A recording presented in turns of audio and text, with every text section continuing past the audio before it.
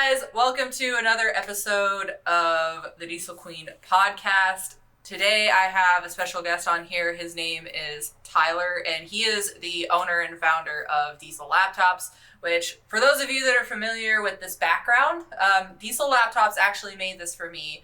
I did run a podcast episode with them for a long time. If you want to check it out, there's a lot of episodes on there that I did for them with different guests of Tyler himself as well, and a lot of other technicians. This is the background they made for me. It's called Overhauled. That is on their YouTube. But today we have Tyler on my YouTube, on my podcast today. So Tyler, why don't you introduce yourself and kind of give us like a background? Well, first of all, thank you for inviting me on. And like, I always tell people the story. Like, I remember seeing you a couple of years ago on Instagram posting stuff, and I'm like, Melissa, there's like a bigger thing I think you can do here. Like, the industry really needs help. We are starving for diesel techs, and everything the industry is trying to do doesn't work. And I need your help. So I just want to say thank you for everything you've done for the industry and everything going on. It's been great watching you grow and your career grow the last couple of years. So it's been really fun. Yeah, it took you a few years to convince me. Oh my God, it did. Like, people don't know. I'd be like, Melissa, you just have to trust me. Just trust me. Like, quit your job and come do this thing. I promise you there'll be more doors of opportunity ahead of you. And obviously you got a great partnership with Hitachi. We do the thing at Diesel Laptops. You have other opportunities in front of you. So it's been a fun thing. Did you know that they found me and decided to work with me because of an episode that I did on your podcast talking about John Deere's split with Hitachi, and that is why they picked me, was your podcast, actually. Oh my God, I had no idea, and I had no idea. And I love doing my podcast. I did over 100 episodes, and I just kind of got burnt out a little bit with it, so I did too. I've actually been thinking about like going back to it, but man, people don't realize how much time and effort it takes to find guests, get them on there, get schedules lined up, do the editing, do all the things, and put out a high-quality product at the end of the day, and it's more work than people realize. Oh yeah, I've been doing all my own editing for, like, Hitachi does editing for theirs. You guys are going to do editing for yours episodes. But, like, the episodes I just do myself, I've been doing all my own episodes and editing. And I cannot tell you how many times I've posted something to YouTube thinking it was done. And I'm like, you can hear the fan on my Ninja. And it is loud as shit. God damn it. All those little things, right? I'm totally with you. And to go back to answer your question, I guess where my whole career started in this heavy truck industry is when I got kicked out of college. I didn't go to class, and I learned an expensive lesson back when I was 18, 19. You don't go to class, you fail your courses, they kick you out. And that's essentially what happened to me. And I know we'll talk about college, so I am not a college fan at all. And I've recently posted about this on LinkedIn as well. But I got really fortunate. My family, they had started a new business, a truck dealership. I learned all about truck dealerships. I learned how they worked. And kind of spent my career up until my mid-30s working for other people inside truck dealerships. I made them a lot of money. I understood how a commercial truck dealership works. I started to see all the problems with the right to repair. Customers don't have access to tools, to training, to repair information. This whole reactive model of trucks just breaking down all over the place and no one knowing what to do with them and can't find enough diesel techs and parts availability and all the things. And I got this opportunity 10 years ago. It was 10 years ago in March. I quit my full-time job, and I started Diesel Laptops full-time in my garage basement doing that whole thing. And really, it was, started with $1,000. And, this year we're pushing $100 million in revenue. And we got over 200 employees, and we bootstrapped it. We didn't do it by taking on a bunch of investors and a bunch of people to help fund it. We just rolled our sleeves up and went to go figure it out. So it's been a crazy ride. It's so cool because you literally, you were like one of the very rare people that, like, you didn't just find a market that's oversaturated and be like, I'm going to try to make something better. You found a market that had literally nothing in it. And you're like, I'm going to do this. I'm going to make it awesome. And I've seen like, there's been some people that like have tried to come up and compete, but even like Cummins Cowgirl. So she has a deal with some other like diagnostic brand. And I have had to help her a few times get torque specifications and sequences from my diesel repair program through Diesel Laptops because her program doesn't have it. Yeah, and I think, you hit on an important piece there. I learned, so first of all, the only reason I even started Diesel Laptops is because customers were frustrated. I was a service manager, I was a parts manager, and customers were just frustrated. They couldn't work on their own stuff. They didn't have access to the tools. I mean, that's where it started. But really quickly, to your point, is people learned like just having a tool isn't enough. you have to have, they don't tell you how to fix anything. They don't give you torque specs, labor time guides, wiring diagrams. Those don't come with a diagnostic tool. That's repair information. So we had to go build out all of our repair information. And I remember talking to the techs in the shop, and I told them, like, look, man, I'm going to go catalog every fault code that's ever existed for every commercial truck. And they just looked at me like, dude, are you retarded? Do you have any idea how many fault codes there are? And I'm like, I really don't know. Let alone all of them. Yeah, I'm like, I really don't know. But yeah, there's over 100,000, and that was a couple of years ago. And off highway's got another couple 100,000. And now we've done that. But people get confused in entrepreneurship, and it's really not that complicated. Listen to your customers. And sometimes it's not that well, first of all, ask them questions, but listen to their complaints. And even more importantly, listen to their wallet. If they're not buying from you, it means they're not interested. If they are buying from you, it means they are interested, and go raise your price. And people just get really caught in the weeds and make it more confusing than it really is. But just listen to your customers. They'll tell you exactly what's going on. You just have to be open to listening. Yeah. Well, and that's what I don't think people understand fully is, like, you literally started this in your basement. Like, literally started this in your basement. And your dad even, like, because I met your dad at the Con Expo, and he was like, man, I didn't fucking know about this for a minute. He's like, I didn't fucking get it. So and he's like... the story for the audience is I was doing this part-time while I was working at a truck dealership. And the person I reported to, which is the owner's daughter, and we jokingly call it, she got a PhD, like Papa has dealership. But she comes to me and goes, hey, Tyler, you got two options here. Option one is we're going to double your bonus and give you a raise. I'm like, I feel like there's a catch here because we just got my bonus. I just got a raise. She's like, yeah, you got to quit your side business.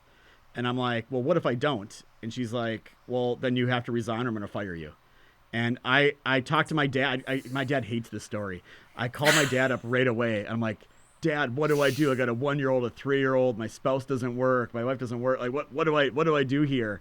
And he's like, oh, it's simple, Tyler. Like, shut it down. Like, you make $100,000 a year. You got 2 kids that need health insurance or retirement. You've been there for a decade. Like, you have to like stay at that job. I'm like, okay. And through some other people I talked to, I decided to go against him. So I always tell my dad now, like, Dad, whatever advice you're going to give me, I'm going to do the opposite. So, like, give it to me. Like, what am I going to do here? So, he hates that story. But, no, he's been one of my biggest cheerleaders through this whole thing. And neither of us had any idea how big it is. I remember when I quit, the parts manager at the store he's like, what are you doing? I'm like, I'm going to go sell these diagnostic tools. And he's like, well, what are you going to do once everybody has one? And I'm like, I don't know, man. What do people do when they already have a screwdriver? They buy another one. And then, like, I they buy another one because it's great.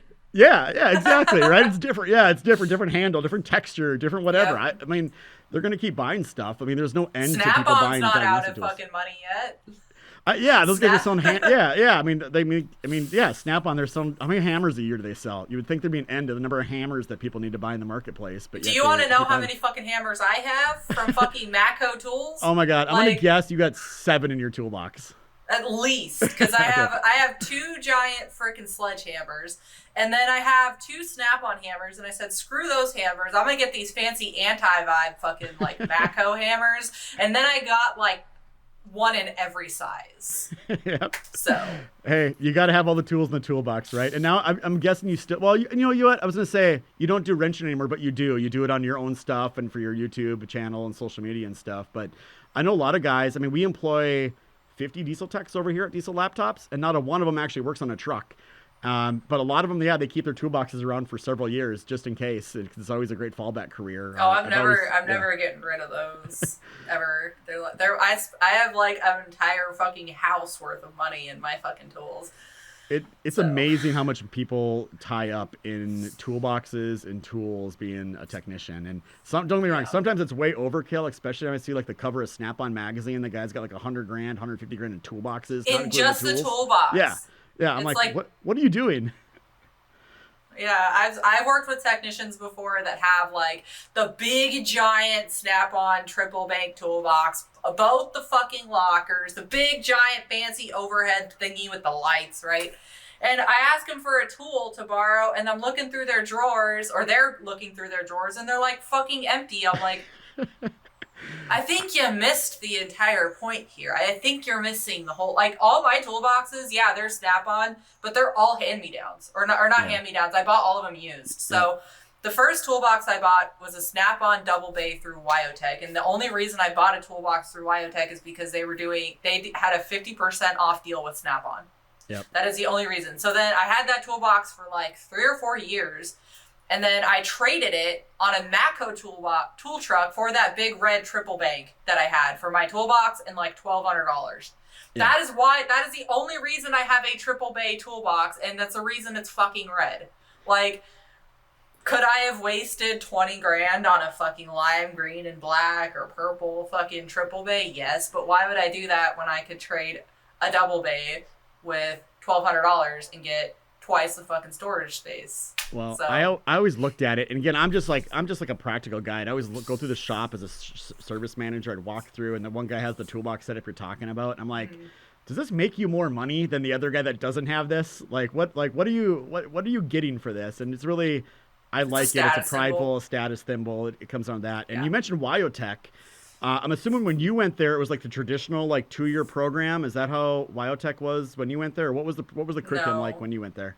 Wyotech is actually, just the base curriculum is 9 months.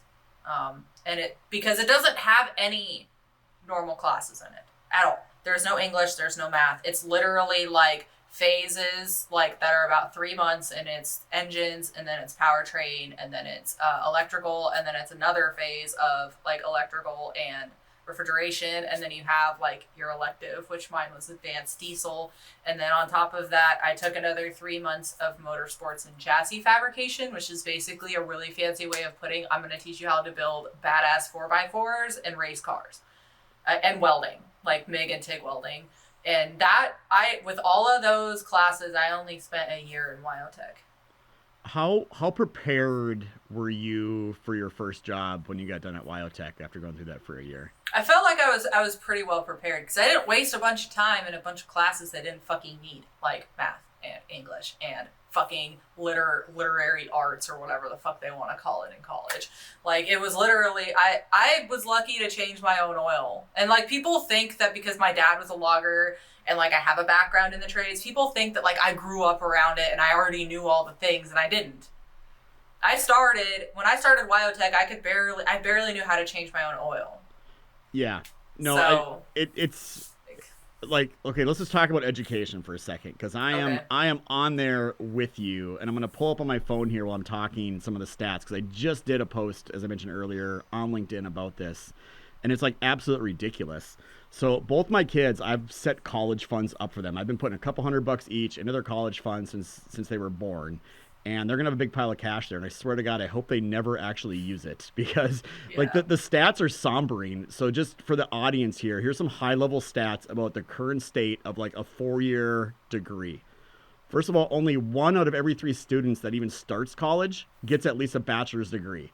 So 2/3 of them are spending money and they never even finish. That's stat number 1. What? The other stat is 45% that do graduate only earn 25% more than those with a high school diploma. So now I've spent 4 years in school, and I'm making just a little bit more than the person on average, right? This is nationwide averages. People don't go picking industries and careers here, right?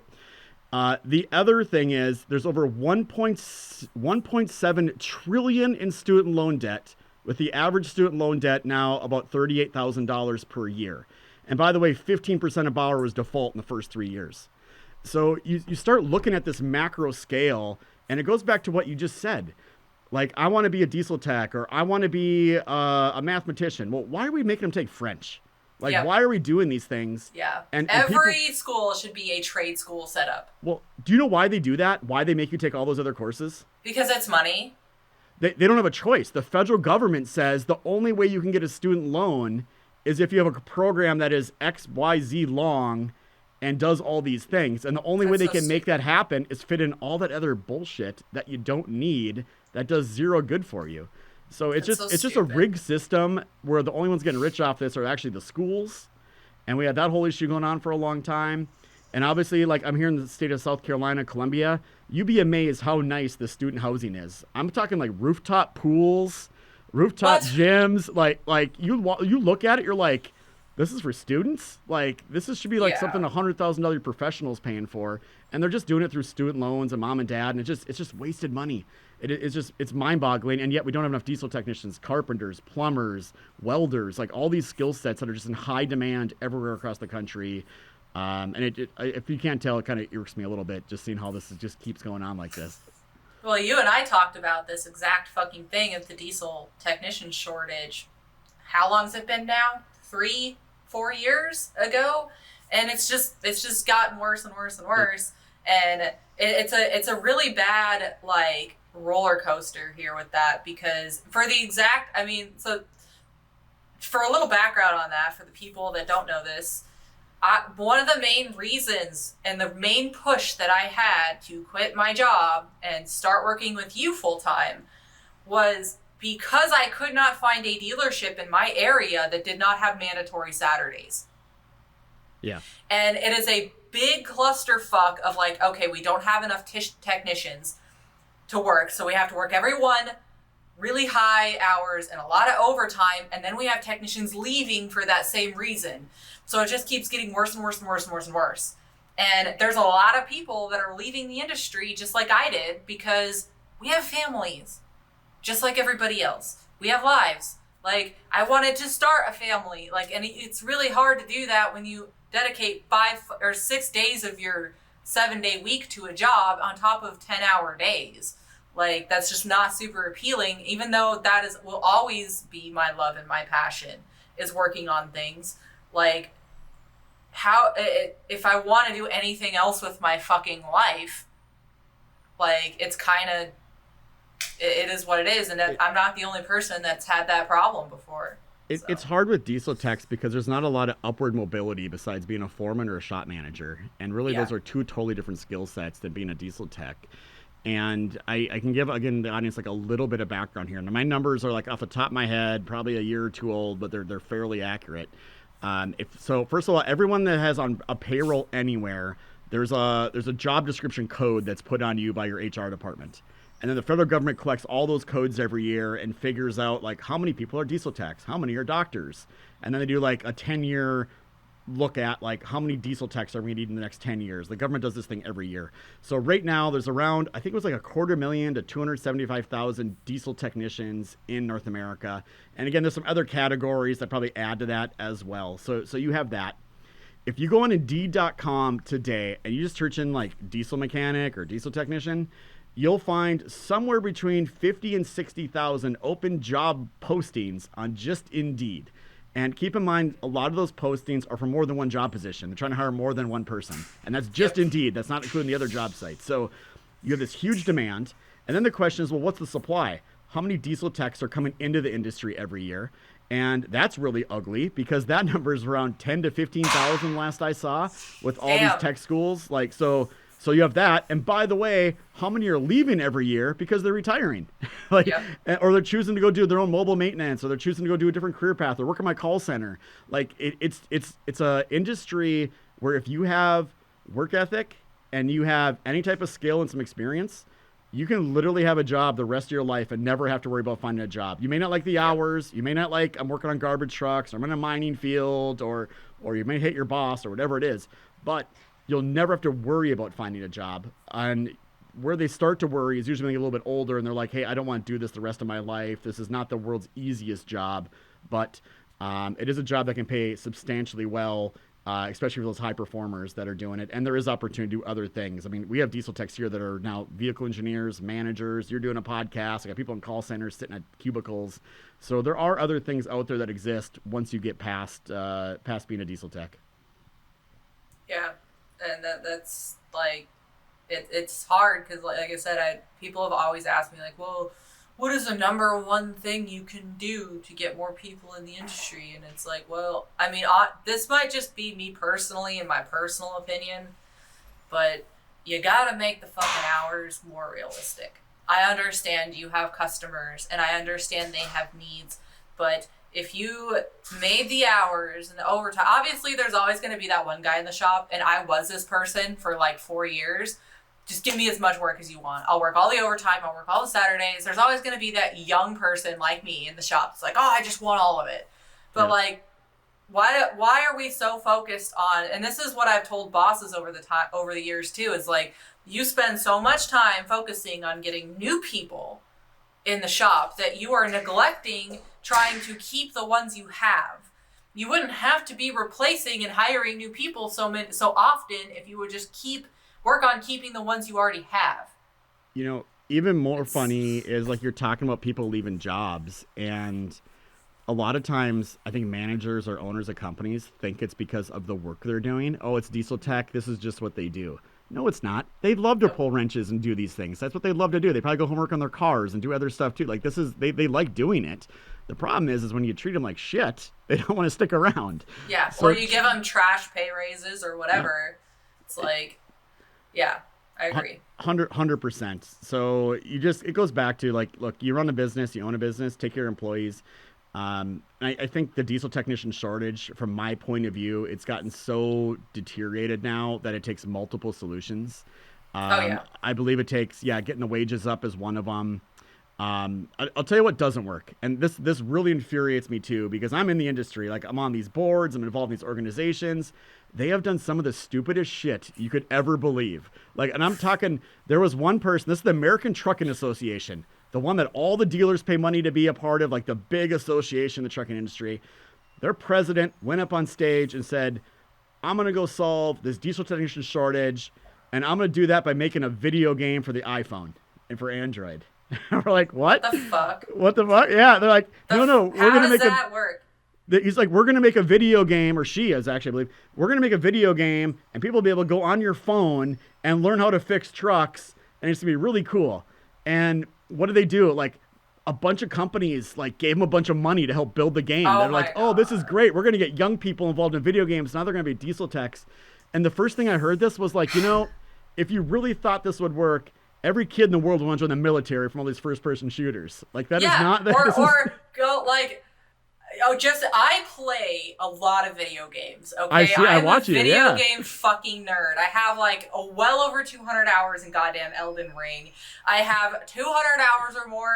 I have, like, actually, like, close to 400 hours between Assassin's Creed Odyssey and Assassin's Creed Valhalla. But you don't see me going out there trying to be a fucking mercenary for fucking Sparta. Like... real?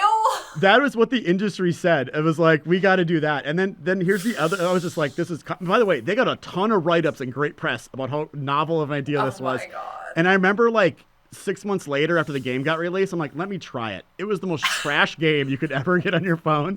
It wasn't even fun, and it had corporate sponsorships all over it. I'm like, oh my God, this is horrible. And it had less than 500 downloads on the Apple and iTunes. That. Yeah, it was horrible.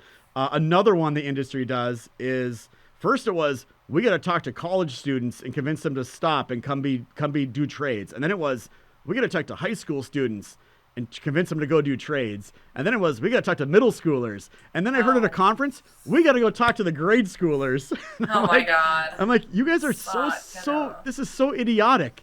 By the time someone's a senior in high school, they already have an idea what they want to do with their life. You're not going to convince them to go do something in a 1 hour meet and greet at a folding table in the cafeteria. That is not going to be impactful. You don't need meet and greets. If you want to get kids in schools, like, high school and down, interested in trades, you don't need to go talk to them. What you need is to fund the extracurricular classes. Yep. Is what they need. Because, I remember, and I've told the story a million times, like, when I was in, I think it was like 6th or 7th grade, and for the audience, I know I grew up in fucking BFE, Colorado and Wyoming, so this is not the majority of people's fucking experiences with high school and middle school, but in middle school in 6th grade in Walden, Colorado, you were required to take either a welding class or a woodworking class as an elective for 1 semester, and I tried woodworking, and I fucking hated it, and I went into welding the next semester, and I came home after the first day, and I had a little pad of my little arc welds that I gave to my dad that apparently he still has, and I'm like, Dad, I want to be a welder, this is so cool. You know how long that lasted? How long? Like 2 months. Oh. I still took welding classes, and I still loved welding, but I never even considered that as a career choice after that. I was in fucking 6th grade. But it did kind of, like, you know, it gave me a lot of like insight to it. And then when I got into high school, I was in Laramie. They had ag mechanics, they had agriculture and science, they had welding, they had automotive. And then I took every one of those classes I possibly could, but also in Laramie, and school systems, I hope you're listening to this, it was required to graduate high school. It was required to take at least one semester of automotive and at least one semester or 2 semesters of either welding or woodworking. Required to graduate.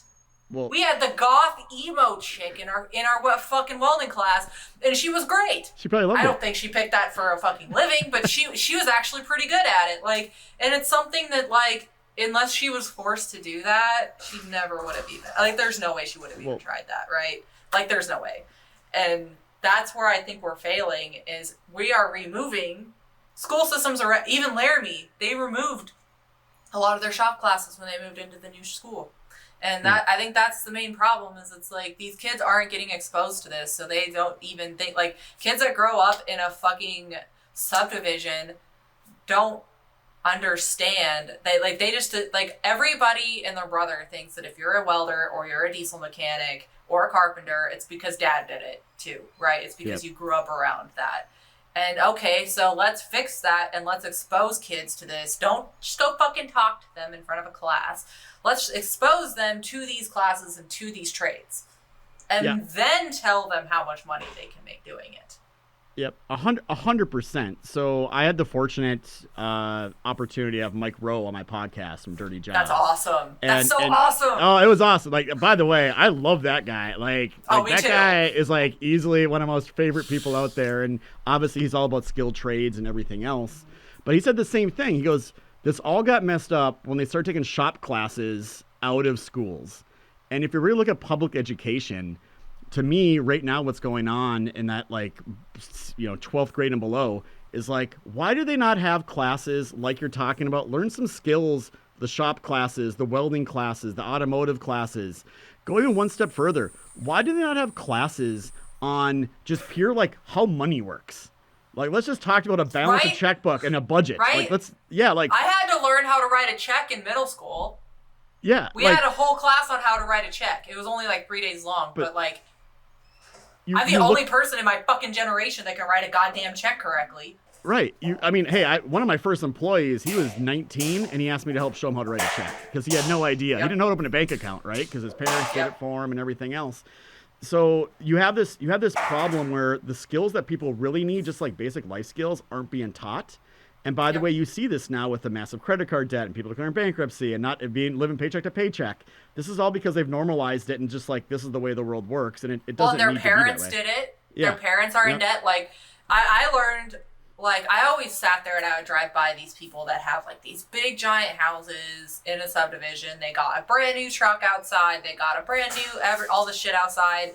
And I'm like, what the fuck do they do for a living to be able to afford this? Like, their wife doesn't work right. And then I realized, I'm like, that's all debt. They're in debt to their eyebrows. They don't own any of that. Yep. They are living paycheck to paycheck to afford their fucking debt bills. Because the way I was taught with credit cards, the way my parents taught me with credit cards, is you get a credit card with a very, very low limit, and you don't use it for what you can't afford. You just buy shit you would already be buying and then immediately pay it off. You don't use it for shit you can't afford. It's literally just a tool to build credit. And that is what I could easily pay my credit card off right now. But I'm not going to, because that little fucking $20 a month payment adds to my credit score. Yeah. Yeah. No, I was actually on a date with someone and she had just bought like leased a car. And between her car payment, her insurance, and fuel, it was like $1,300 a month, which is like more than 25% of her take home. I'm like, she's telling me how great of a deal it is, how beautiful of a car it is that she has. I'm like, it's not even your car, it's a lease, it's a rent. You just did a 3-year rental is what you did. That's all you did here. You're like, you have nothing. Like, why people do these things? And they just, if you lose your job, you lose that car. Oh yeah, absolutely. Period. Absolutely. Absolutely. But everybody makes fun of me because I own 20-year-old pickup trucks, and this is, you know why? Because I own them. Well, and I will tell the audience this. When I first got to South Carolina, I was like massive in debt. I think like most people, you had credit card payments, student loan payments.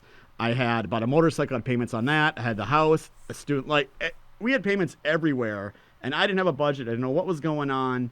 And I found, for me, and there's different paths for everyone, I found Dave Ramsey, and I started getting out of debt. And that's actually what led me to do Diesel Laptops. I have a part-time hustle to like make more money to pay off my debt, is where Diesel Laptops even got started.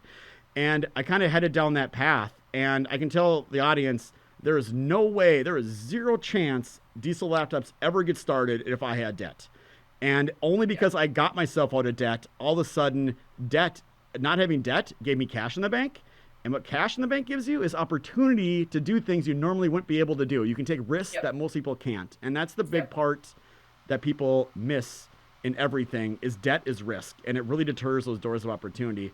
But I want to go back to one point you said earlier we were talking on, and it's why I love what you do.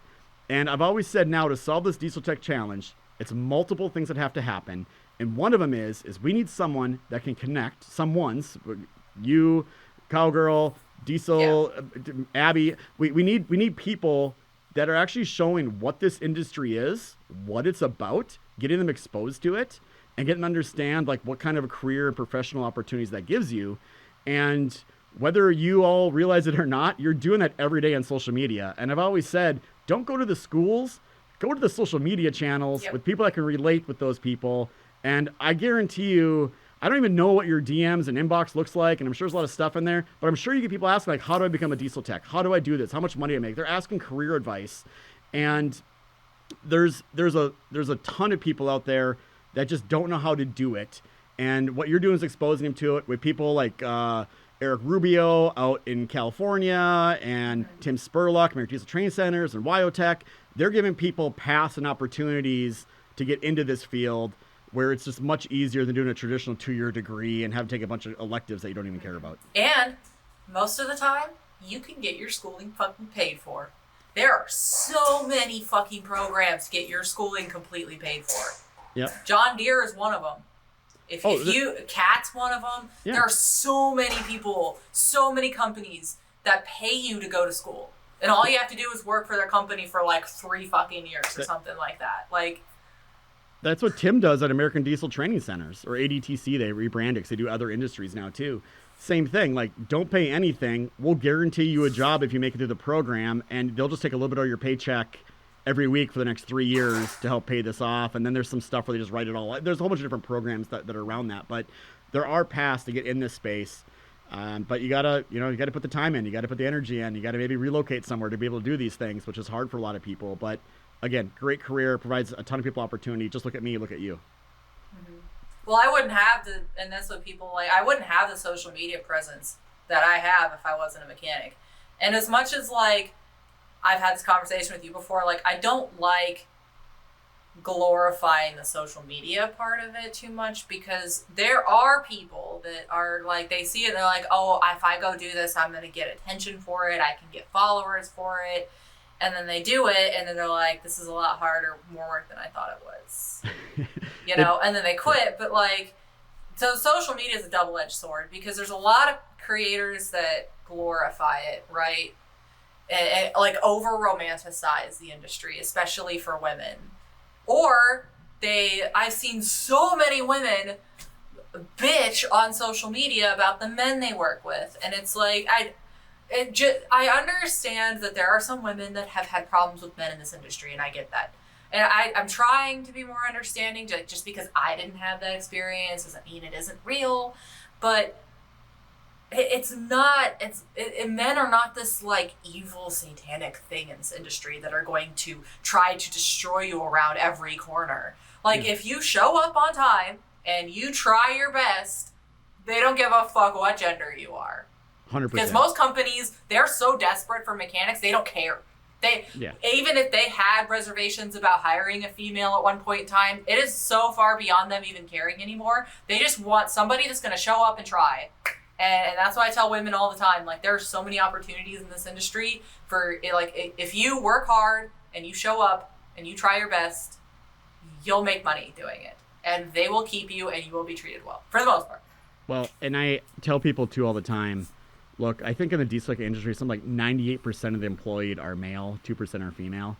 And I always tell people, like, Show me any industry that's ever had had enough employers or employees available to work that's been one sex. Like it never it doesn't exist. Like you have to get women involved in it to just help with the math to get enough bodies in there into that industry and that space to do it. So it's been great seeing, again, I see plenty of people on social media doing it, talking about it, doing things.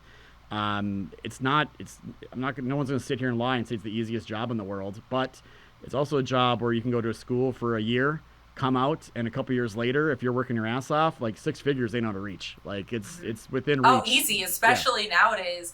Like I've had, when I was doing your podcast, I had Miranda Carter on there, and she entered the industry because she was a single mom and could not afford to have her kid, like raise her kid. Yep. So she started working at a shop with no schooling at all. She just started working at a shop because actually her grandma was a diesel mechanic. Oh, wow. Which is cool as fuck. Yeah.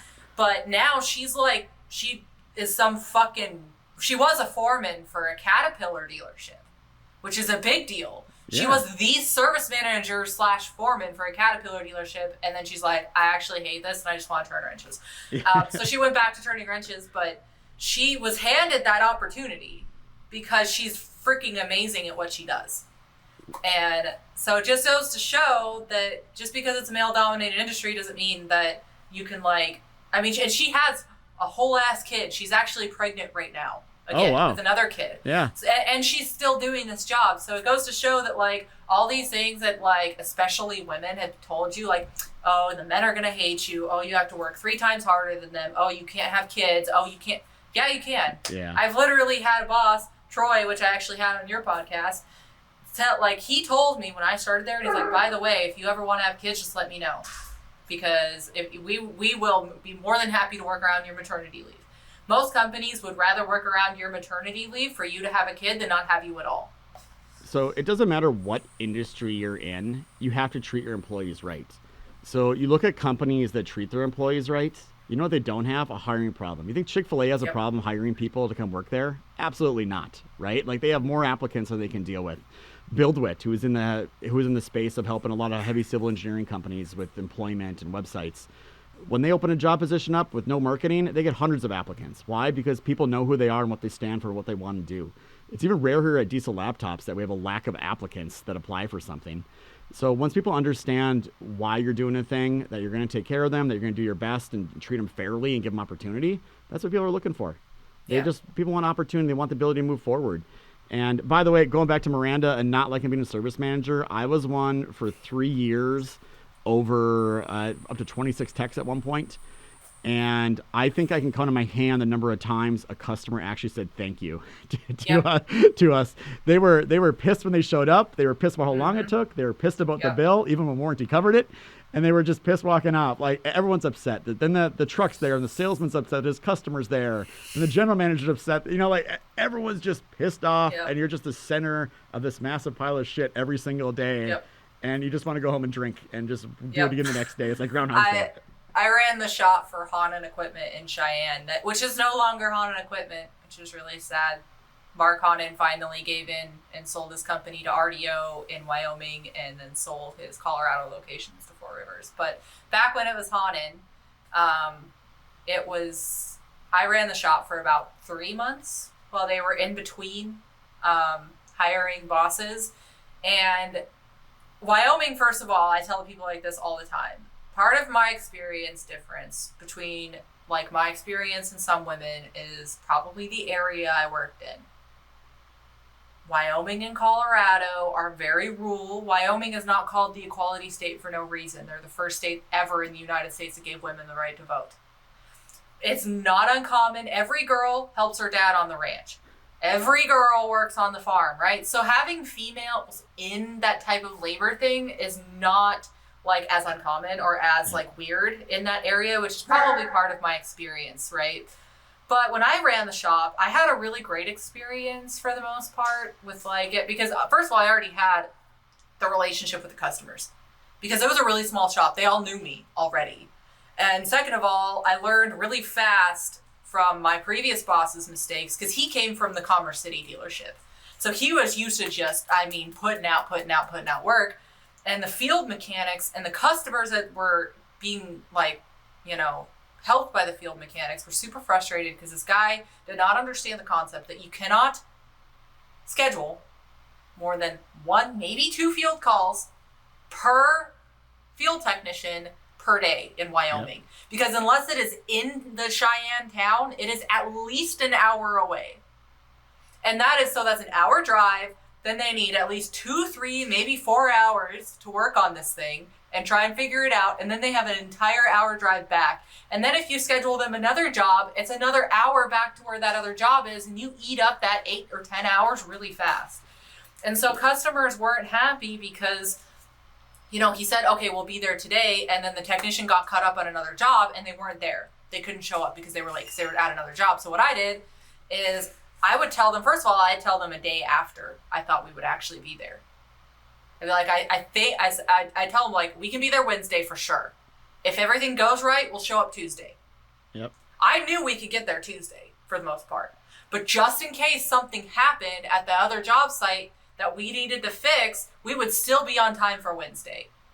And the technicians were happier because they weren't trying to run around in Wyoming everywhere. And the customers were happier because, yes, it might have been a day after they wanted me to be there, but at least we showed up when we said we did.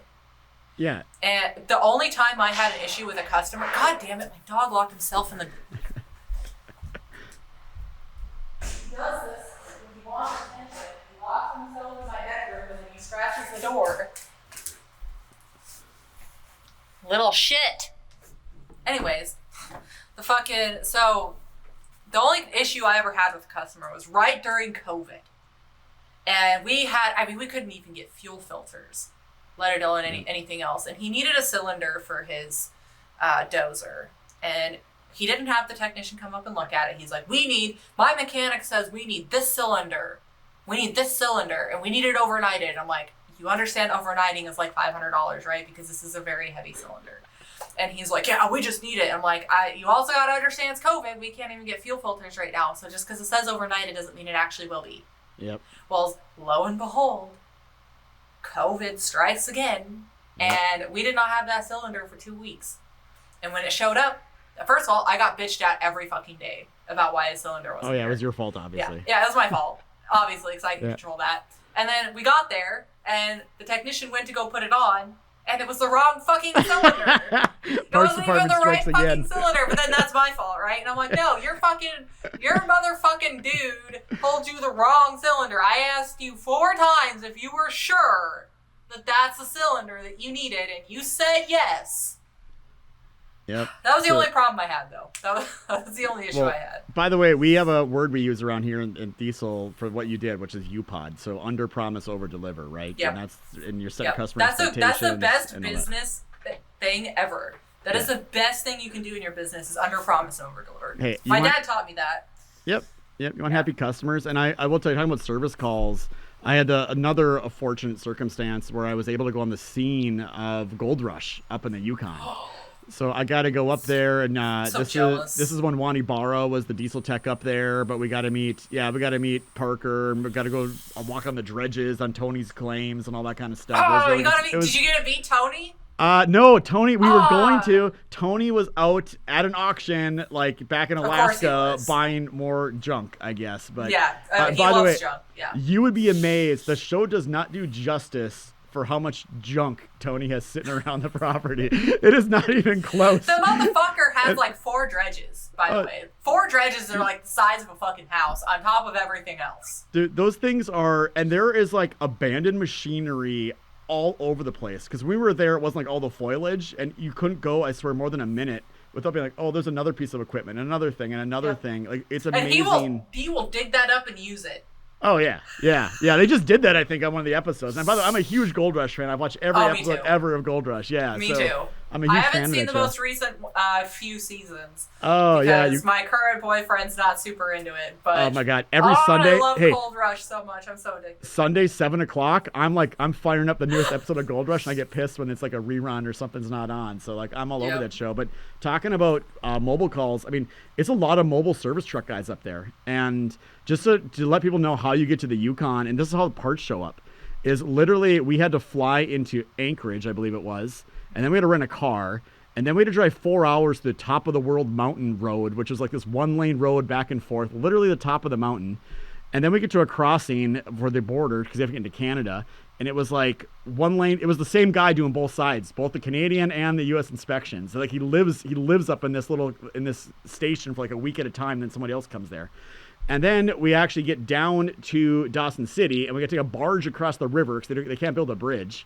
And now this is a city now in the middle of nowhere where there's no pavement. It's all dirt roads because they don't have the things to build like asphalt. And most of the sidewalks are still boardwalks, like you'd find like the 1920s or 1800s back in the Old West. So it is just like a throwback. And the logistics of trying to get pieces up there are just unbelievable. Like if they don't have it on hand and something breaks, they're like, it's a week till we can get it. Like anything from a filter to anything. Which is why they redneck shit a lot. Oh, 100%. And I asked them, I go, how much preventive maintenance do you do up here? And they were just like, what is that? Like I don't think they were doing oil changes. They're just trying to get they're trying to get that stuff out of that dirt, that gold out of the ground as quick as humanly possible in that short season. And everything else. You know, they only have a few months because in Alaska the permafrost will completely freeze over, and they can't work all winter, which is hilarious because they all try to work as long as they possibly can and start as early as they can. Especially Tony, like Tony's out there trying to start his D8 that is like negative 60 still, and it's like, what the fuck are you doing? Oh my god, there's been so many episodes. There's one on there where they literally like deleted the emissions off one of the generators. And I'm like, somebody's gonna be so far up their ass somewhere about this one. And sure as shit, like they got like served papers, how to put it back together, and all that kind of stuff. So, you know what? I think I've seen that. But like I've seen so many like episodes where like that. You know how many times I've seen a track fall off of something? Oh, and it's like, bro, if you would just adjust your track sag like once a fucking year, it would solve all your problems. I don't even know if they grease the things up there or anything. I think it's just like, probably not. I mean, they're going 24/7 in some cases trying to get this stuff going, right? So it's just a different world. But again, it shows you, and I think going back to what you said too about parts and availability. And COVID was definitely a supply chain disruption. Now with tariffs and how much stuff comes out of China, like in 2 or 3 months, if this isn't resolved, a lot of things that we all buy and do every day are all of a sudden going to be so high priced or not available. I think people are going to be shocked at how much that impacts everything if this thing doesn't get resolved in the next 60, 90 days. So there's an interesting future coming up for us in the parts world again. Speaking of tariffs, which you can cut this out of the episode if you want. But, like, so Cliff sent me a video the other day of, like, and I don't know how true it is. He thinks it's true, but it's, like, he's one of those people that if it's pro fucking whatever Trump's doing, he thinks it's true. It's, like, he said that the actual idea behind the tariffs was, we put everyone on tariffs, and I'll have to send you the video, maybe, because they could probably explain it better. But, like, the whole idea behind it was, like, in a sense, Trump sat everyone down and they're like, we're going to fuck Canada, or we're going to fuck China.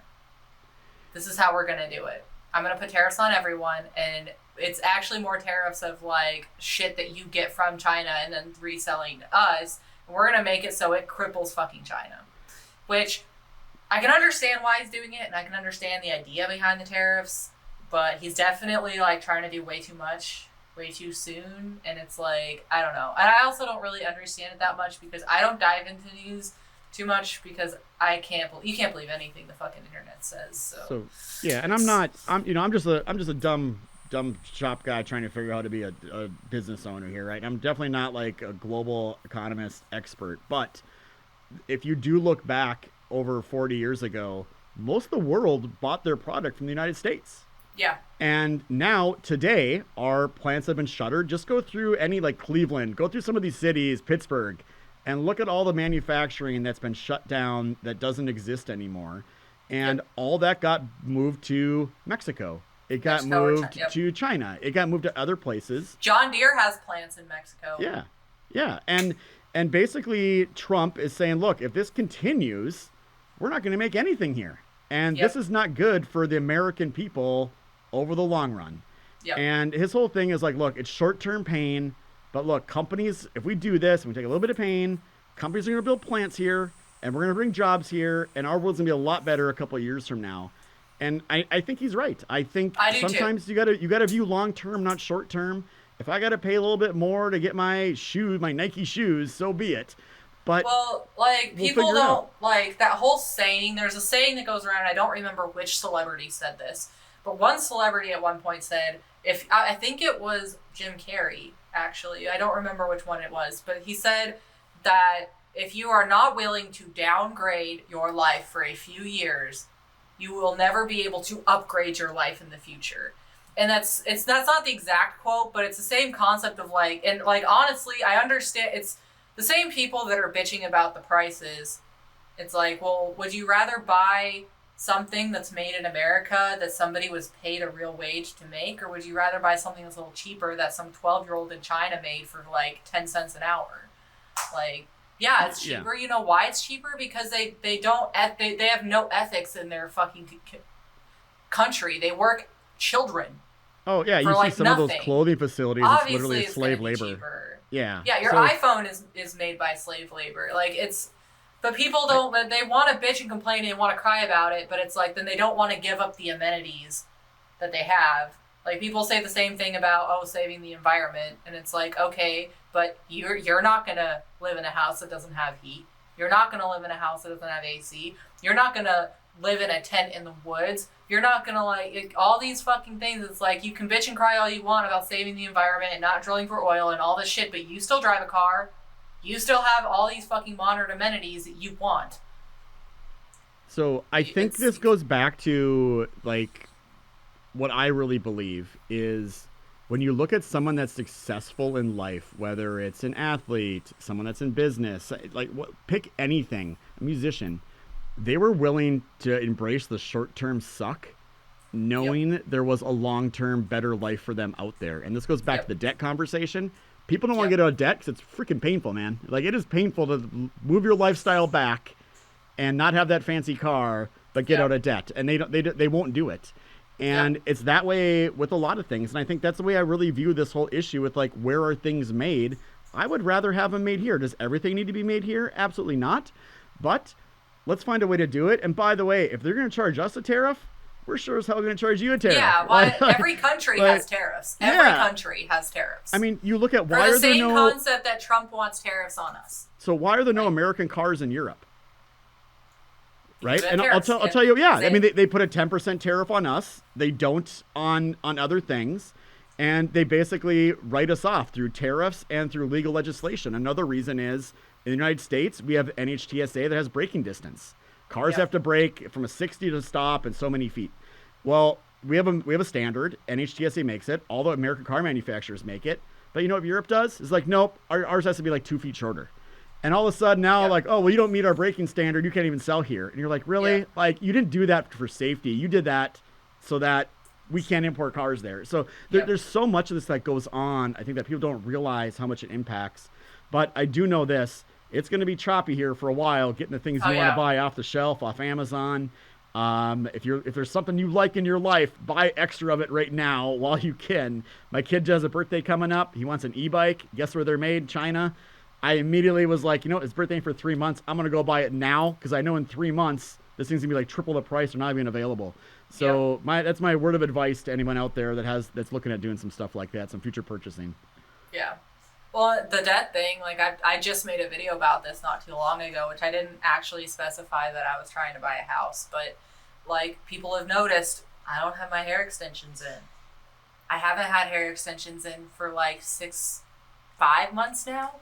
You want to know why?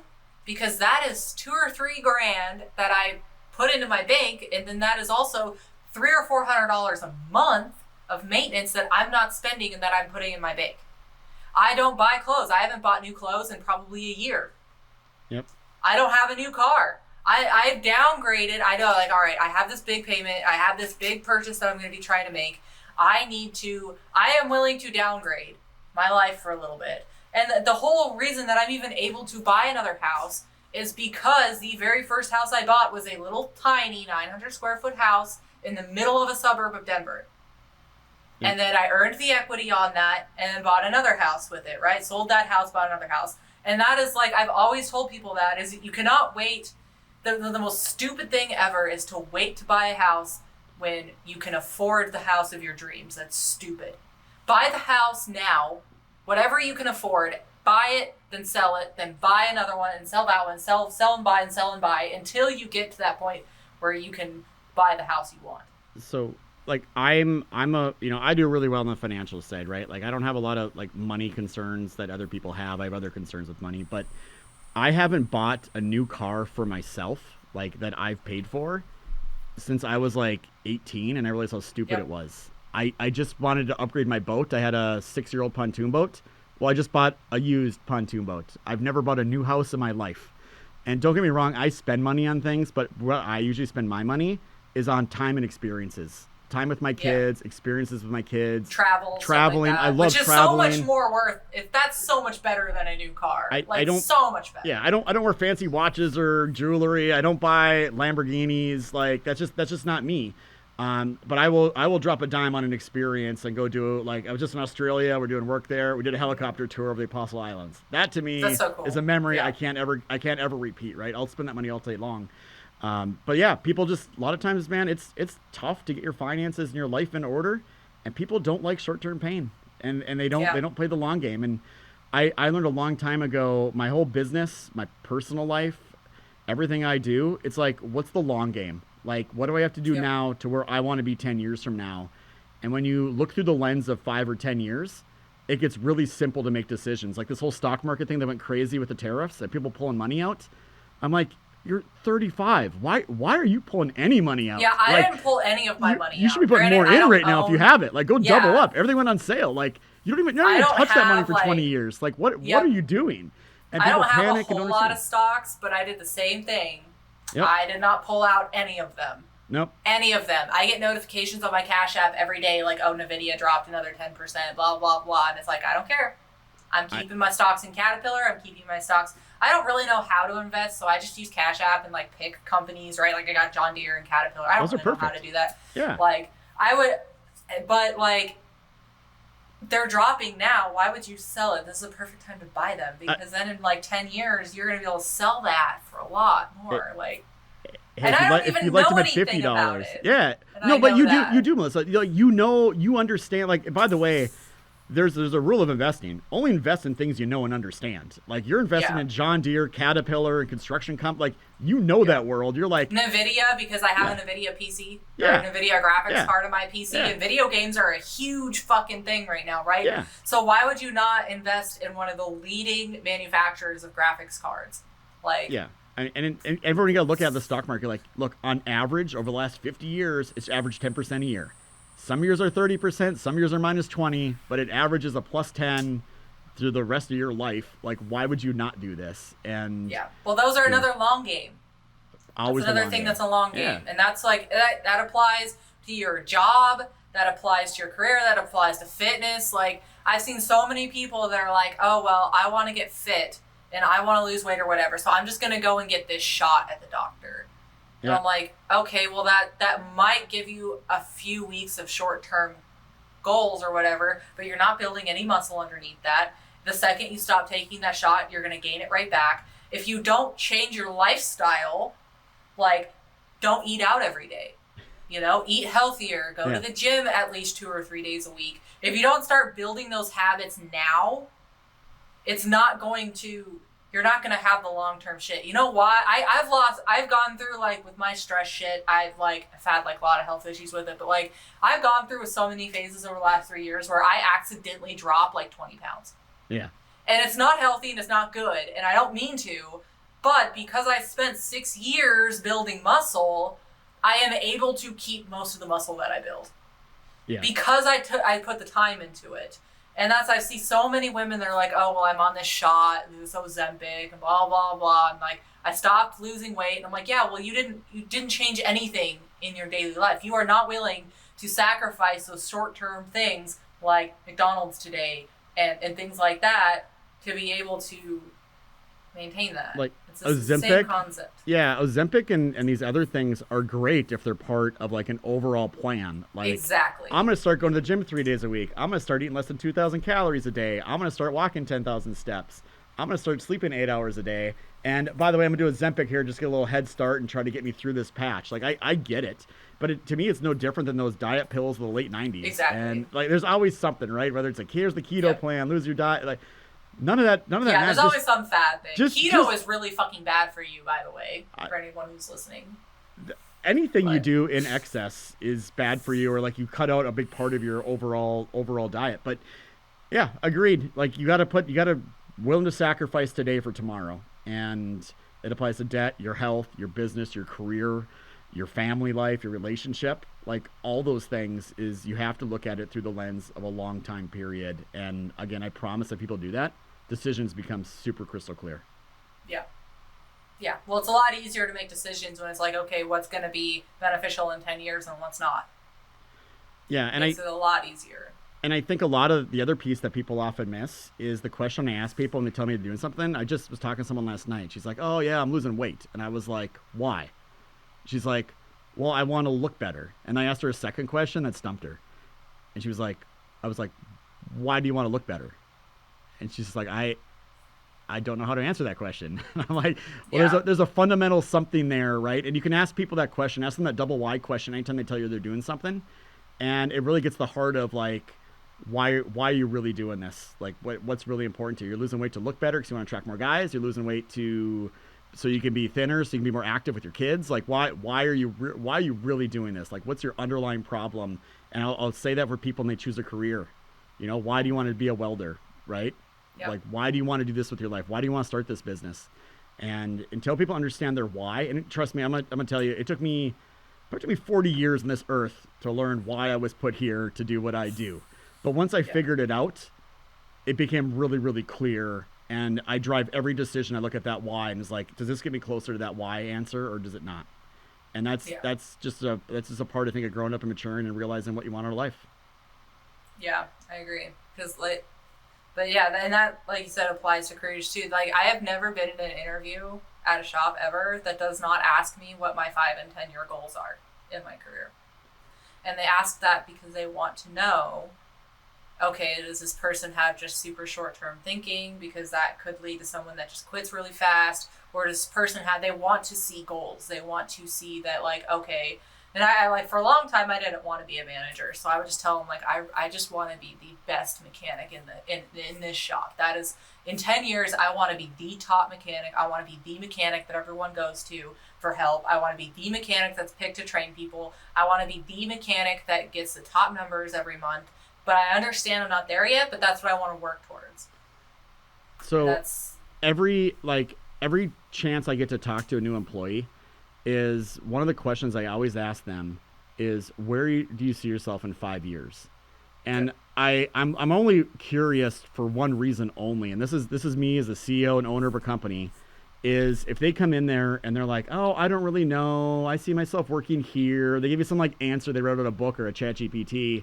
I'm kind of like, okay. And I'll tell you, it was maybe only 1 out of 10, maybe not even that high, would come in and be like, oh, 2 years from now, I'm doing this night school thing. I'm going to get this degree. And 3 years from now, I'm going to be doing this. And 4 years from now, this. And like they have their whole life like planned out. And the reason that's important to me as an employer is I want people that have ambition. Because if I know that person is putting that kind of ambition into this, they're going to work their ass off for me. And I know they're going to be a totally different person 5 years from now. And hopefully I can retain them and keep them there. And if they grow and they go somewhere else and make more money somewhere else, even more power to them. But those are the employees that I want working for me, not the people that are just like, I want to be working here in 5 years, doing the same job. Like that's not the answer I want to hear. Well, I always I heard this from, I don't remember where I heard this from, but it was like an owner, CEO or something like that. And they're like, I want to hire someone that wants my fucking job. Oh yeah. If I ask someone what they want and what their end goal is and they say your job, that's the person I'm hiring. I will tell you this, my job, it took me a long time to realize this. And I wish I knew this and through my whole career progression, working in shops and doing all kinds of other stuff, is my job really at the end of the day was to work myself out of a job. So if I'm a really kick-ass, right? If you're a kick-ass service manager and you don't need them asking you questions anymore and you're really not doing anything, you got a great freaking team there and you're probably getting promoted at work. because your apartment's operating great. My job as CEO is to have this company run without me even being here. Like that is my one and only purpose in my current role as CEO of this company. And it's really tough to get there. But when you have that, again, long-term vision, you know where you're going, you have a long-term plan, it gets a lot easier to make today decisions on what you're going to do today, knowing where you want to get to. Yeah, I agree. So is there anything else that you want to like, I could sit here for like 4 more hours, but is there anything else that you wanted to like cover specifically on the diesel laptop side? I'm good. I just enjoy having conversations with you. Like, I don't want it to be a commercial or anything like that anyway. Yeah. If people are interested in me or diesel laptops after listening or seeing this, they'll go to our website or they'll click a link. So I'm not too worried about it. We go out there and promote ourselves plenty. I also think it's really important to like show people that there is a real person behind this diesel laptops thing, and someone that actually does like genuinely care about the company and like that this is like your baby. So like, it's not like you're not buying a product from just some giant corporation that doesn't care. Like, it is like a family business in a sense. Well, hey, I appreciate that, right? Yeah, I mean, to see where I'm at 10 years ago to compare to today, it's a totally different place. And I think if you look at your life too, you've gone miles beyond, I think, where you thought you'd be at this point. And I never thought I'd ever not be working full time in a shop. So. Hey, that's all good things, right? It just I still have the dream of having my own shop. I still want my own engine building shop. It's just been a lot. It's so expensive. It is, but you know what? You're figuring it out. You're making so many contacts in the industry, and keep doing what you're doing, and eventually that opportunity will be there for you, and you'll be ready for it. I know you're smart with your money. I've had conversations with you and all the things. So like, just keep doing what you're doing. I'm behind on fucking taxes. Yeah. Trust me, I'll trade you tax bills any day of the week. I don't want your fucking taxes. I already know what mine are. Oh my God. Just a funny story. I was in Hawaii with a buddy, and it's like breakfast there, and I get an email from my accountant, and because it's like, 4 p.m. there, and they're like, oh, by the way, tomorrow's tax day. Here's your estimated taxes. You need to wire $500,000 to the IRS by tomorrow. And I'm like, what the fuck? Like, you may pull it out of my ass? You think I got 500 grand just sitting around? Like, little heads up would have been nice. Besides this moment, like I kind of lost my shit on that one, but it is what it is. So, but no, good. I'm like stuck in the payment thing. I used to be really good at making quarterly taxes, like quarterly tax payments, and then I fucking like lost that, and now it's like I barely am gonna get my taxes paid off this year. That's why I'm like really trying to like get this house thing done. So, because I've never claimed expenses on my taxes. Oh, you should be now with all the stuff you're doing. Well, once I have to get my house though first, because I have to look like I make money to get a house. Because if I do claim all my business expenses, it's only gonna look like I made like maybe 50 grand last year. Like it's good. It's not gonna look like I can afford a $600,000 house. So. All right. Well, any closing you want to do on this recording? Are we good, or where do you want to go? The only closing that I usually do is like, if you're interested in diesel laptops or whatever, like, they have websites, they have their own social media, stuff like that. Again, to remind everybody, I do have a bunch of podcast episodes that are on the Diesel Laptops YouTube. It's called Overhauled. And we got like a couple seasons, I think, actually, of podcast episodes that are all about an hour long because Melissa doesn't know how to shut up. So, but yeah, there's a lot of them.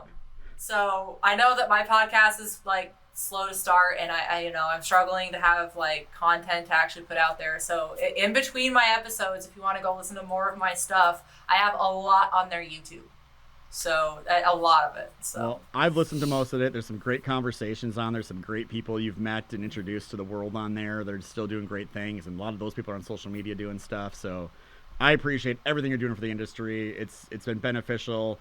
You're making waves. You're growing your personal brand. You're helping the industry. Keep doing all the things you're doing.